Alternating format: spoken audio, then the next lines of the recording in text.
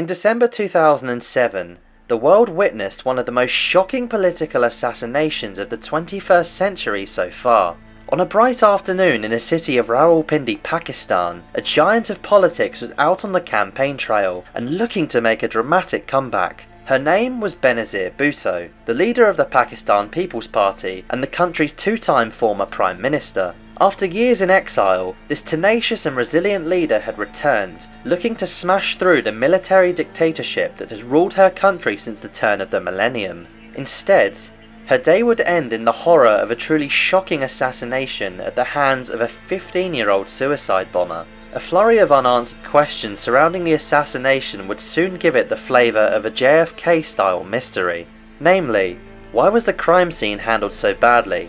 Was the president Pervez Musharraf involved? And most significantly of all, was Pakistan's influential and all-powerful military behind the murder? Given their long history of political meddling, the conclusion to that question is one that may well be hiding in plain sight. Today we look at the assassination of Benazir Bhutto, one of the darkest chapters in Pakistan's turbulent political history.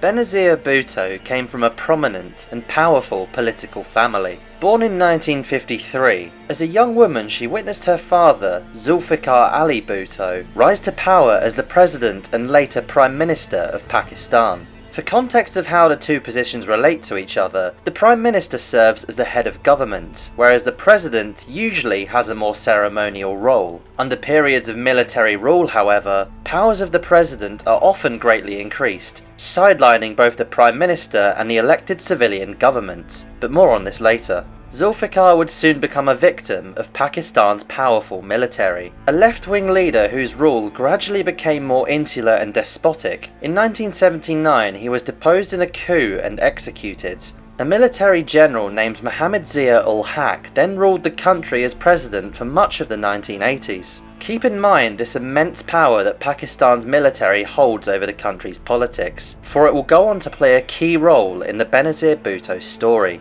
Having been exposed to the volatile world of Pakistan's politics from a young age, Bhutto decided to follow in her father's footsteps and took over leadership of the Pakistan People's Party, or PPP. Following ul-Haq's death, in 1988 Benazir won the general election to become Prime Minister at the age of just 35. She became the first woman to lead not only Pakistan, but any Muslim-majority nation. The West saw her as a symbol of liberalism and progress, but in truth, Bhutto's government did not quite deliver as hoped. Inexperienced and battling a stubborn opposition, Bhutto's premiership was plagued further by corruption allegations that only grew louder and louder. So virulent were the allegations that Bhutto's husband, Asif Ali Zardari, was tagged with the stinging nickname of Mr. 10% for the commission he allegedly charged businesses looking to enter into government contracts. By 1990, powerful forces within Pakistan had had enough of her, and the president removed her in place of Nawaz Sharif, the leader of the right-wing Pakistan Muslim League and Bhutto's political nemesis. But by 1993, Sharif himself was removed from power for similar reasons as Bhutto, and in the following elections, the PPP shot back to power. This was her chance to fix things. Indeed, she did manage to achieve more this time around. But once again, the crippling wand of corruption shook back and forth to quickly extinguish any optimism. Unsurprisingly, Zardari was once again at the heart of it. Worse still, he also got into a bitter feud with Bhutto's brother Murtaza, the founder of a left-wing terrorist organisation that had fought against the previous military dictatorship. Murtaza was killed by police in 1996 and suspicion quickly fell on the shifty Zardari. Circumstances around the killing remain murky to this day, and Zardari was eventually acquitted, but the damage that this all did to his wife's government was fatal. Before 1996 was out, Bhutto had once again been removed from power, and in her place, Sharif returned. Now you'd be forgiven for thinking that this looks like a political game of musical chairs, a revolving door between two political rivals that were each as questionable as the other. But a dramatic change was just around the corner. For once again, the military was quietly awaiting its moment to strike. In 1999, Sharif made the fatal mistake of trying to remove one of his top generals, a man named Pervez Musharraf. The result was Sharif being overthrown and Musharraf becoming leader of Pakistan, centralising power in his position as president. His next job was to try and weaken the two leaders who had dominated Pakistan's politics for over a decade. Bhutto and Sharif went into exile, and Musharraf quickly brought charges against them, threatening them against running for office or even returning to the country. Bhutto's husband Zardari was already in prison by this point, remaining incarcerated until 2004. By 2007, Musharraf's power was growing thin, the strongman image slowly starting to crumble. An election was scheduled for January 2008, and charges were dropped against both Sharif and Bhutto, both of them prepared to return home and make a triumphant political comeback. But for Bhutto, a dramatically changed Pakistan would soon prove to be a fatal one.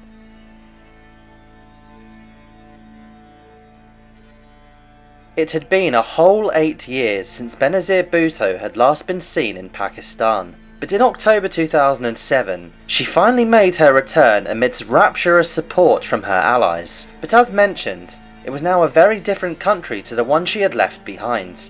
After the September 11 attacks and the onset of the War on Terror, Musharraf strongly allied his country with the United States. As war raged on in the neighbouring country of Afghanistan, Musharraf's decision began to fuel a rise in Islamic extremism, and also a bubbling resentment in some quarters of his own military. The threat to Pakistan's mainstream political leaders was now clear. Bhutto, Sharif, and even Musharraf all had to be extremely careful. If this message wasn't clear enough for Bhutto already, it would soon be driven home in the most chilling manner. On October 17th, 2007, a welcome home rally was held for Bhutto in the city of Karachi. As the motorcade passed through the streets late at night, the procession was rocked by an apocalyptic explosion, quickly followed by another. Bhutto herself survived, but well over 100 people were killed and many more injured. The blame was pointed at Al-Qaeda and the Pakistani Taliban, but investigations were poorly managed, and Bhutto believed that allies of Musharraf had taken part. Either way, it demonstrated that the extremist threat was not to be taken lightly, and served to foreshadow the horror that would soon follow. On December 27th, 2007, Bhutto was at another rally in the city of Rawalpindi, just days before the election. As the event concluded and her car drove away, she triumphantly stood up through the sunroof of the vehicle to wave to her supporters. But with the secure area now behind her, she suddenly found herself in grave danger, for an assassin had spotted his opportunity. Without a moment's hesitation, a 15-year-old boy named Bilal drew a pistol and rapidly fired 3 shots at Bhutto from close range. As the stricken leader fell backwards into the vehicle, Bilal then detonated his suicide bomb, killing himself along with at least 20 people stood nearby. Bhutto was by now unconscious. Her lifeless body rested on a back seat soaked in her own blood. She was rushed to hospital, but the damage had already been done. Just an hour after the chaos of the shooting, Benazir Bhutto passed away at the age of 54. But as shocking as this assassination was to the people of Pakistan and the world at large, in some ways it was just the beginning of a dark episode in the country's history. For at that exact moment began a web of denials, confusion and lies that would weave its way around the case so tightly that even aspects such as her cause of death are still ferociously argued. For although the culprit of extremism was front and centre stage, from the shadows the eager eyes of the military once again watched with intent.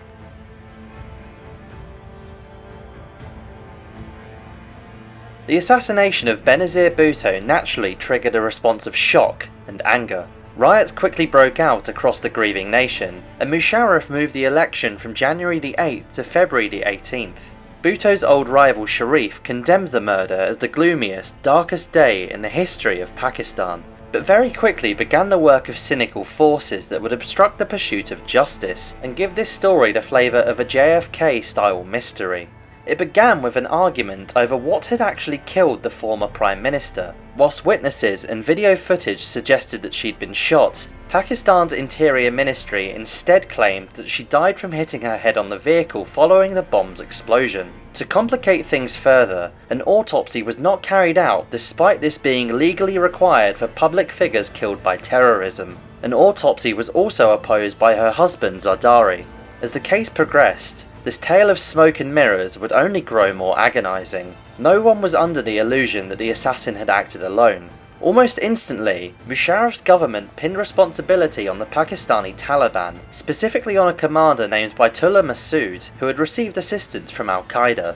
However, a lot of Bhutto's supporters quickly rejected this, believing that Masood was simply an easy target for the government to blame, and an ideal distraction to lead the investigation down a blind alley before it had even begun. In 2009, a UN commission arrived in Pakistan to establish the facts of the assassination, but trying to operate in such a difficult political environment made their jobs extremely tough. If things couldn't get any worse for them, the crime scene had been hosed down just hours after the assassination, destroying mountains worth of key evidence that could have made all the difference. It was a staggering revelation, destroying hope of a breakthrough in the investigation. In their report, the Commission said that this hosing down went beyond mere incompetence, and that the police officers responsible were likely not acting on their own judgments. 2 of the officers involved in this were later arrested, but once again, it was strongly believed that it was the military who had ordered the hosing down. The waters were muddied further during the following years, when one by one, a string of operatives linked to the assassin were murdered. A lawyer who claimed to be making progress on the case was also shot dead, further underlining the dangers faced by those seeking truth and justice. The Commission concluded that a lack of adequate security was the key reason for the assassination, a fact especially shocking given the attempt to kill Bhutto in Karachi 2 months earlier. This absolute security failure was pinned upon one man, Pervez Musharraf. Indeed, the president himself slowly and gradually became suspect number 1. Although he and Bhutto had at one point discussed the possibility of a power-sharing deal, the animosity between them was deep and bitter. Bhutto herself claimed that the security Musharraf provided for her was nowhere near the level required, and he was also alleged to have threatened her in a phone call shortly before her return to the country, something that Musharraf strenuously denied. A few years later came the revelation that shocked the world. Musharraf openly admitted that rogue elements in the military and wider political establishment may have been involved in her death. Was this a confession? For as mishandled as the investigation became, and with the truth ever receding from view, more and more people began to point the finger at Musharraf, and by extension, at the long and imposing shadow of the ever-powerful military.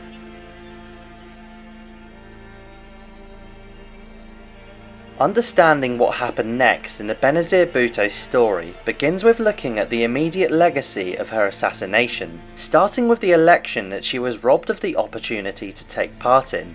Her death looms large over those elections of February 2008, an election where her party won the most seats. Despite their political differences, her party formed a coalition with Sharif's Muslim League, united by the common goal of finally overthrowing the increasingly unpopular Musharraf. In August 2008, the coalition prepared to impeach him. Realising his rule was at an end, Musharraf decided to jump before he was pushed, and at last resigned as president. The political assemblies of Pakistan chose Zardari, Bhutto's widower, to succeed him. Interestingly, Zardari's coming to power fueled rumours that he himself was a possible culprit in his wife's murder. After all, Mr. 10% had become known for his corruption, not forgetting his possible role in killing Bhutto's brother. But in truth, there's been virtually no evidence to suggest that he was in any way involved in the killing. While some people look at his ascension to the presidency with suspicion, it is worth noting that he actually used his time in office to reduce the powers of the presidency, returning authority back to the Prime Minister as Pakistan edged back towards parliamentary democracy. The Prime Minister position at this time was filled by another figure in Bhutto's party, Yusuf Raza Gilani. As for Musharraf, he faced an ironic fate when he himself went into exile. His attempt at a political comeback in 2013 failed miserably, the same year that he was charged with Bhutto's murder. He fled the country again, and in the end the 2 police officers who mishandled the crime scene were the only people convicted in the case. In 2019, Musharraf was sentenced to death in absentia on separate charges of high treason, but was safe in Dubai from any repercussions. The sentence was later overturned, and although Bhutto's supporters still demanded that he be brought to justice, Musharraf remained in exile for the rest of his life, dying in Dubai in 2023. The fact that Musharraf was even trialled at all was seen by some as a victory in a country where the military leadership is sometimes thought of as being untouchable, and this brings us once again to the overarching theme surrounding Bhutto's assassination, the colossal power and influence of Pakistan's military. For it was they who had long pulled the strings in steering the direction of Pakistan's civilian governments, or had overthrown them altogether. It was these very same shadowy figures who may have had a hand in Bhutto's death, some of whom may have cooperated with Islamist extremists, a fact openly acknowledged by Musharraf himself, and ordered the desecration of the crime scene afterwards. For as horrifying as the assassination was to many inside Pakistan, it was perhaps just another chapter in a political environment characterised by fragile democracy, an environment polarised and in some cases disgusted at the country's alliance with the West, spawning extremist militant violence. Indeed, whilst Bhutto's legacy is a mixed one, it is a telling fact that neither her nor any other Prime Minister in Pakistan's history has ever completed a full 5-year term in office. And if you needed any more of an idea regarding the military's sway and domination over Pakistan's internal politics, let's finish with this. In 2022, the outgoing chief of the armed forces openly admitted that the military had interfered in civilian politics for decades, often in direct violation of the constitution. If civilian democracy is to win in Pakistan, then perhaps this admission and the movement to sentence Musharraf were steps in the right direction. But for the lack of justice dished out against people of interest in Bhutto's death, including Musharraf himself, supporters of Bhutto will say that there is always a chance the military could do it again. As always, we hope you enjoyed this video. Thank you for watching. Subscribe for more from the Assassinations archive.